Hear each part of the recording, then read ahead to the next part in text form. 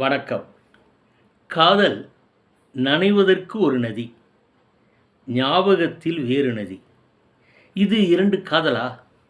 அதாவது ஒருவரை காதலித்து இன்னொருவரை திருமணம் செய்வது என்பது அதன் அர்த்தம் அல்ல.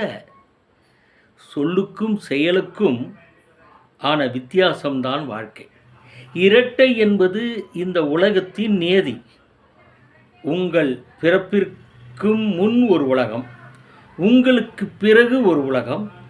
ஒரு பெண்ணை காதலித்து திருமணம் செய்து கொண்டீர்கள்.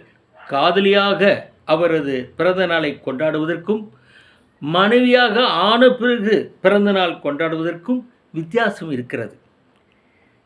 என் காதலியாக அவள் ஒருத்தி, அவரே மனைவியாக இன்னொருத்தி. புரிந்ததா? வணக்கம்.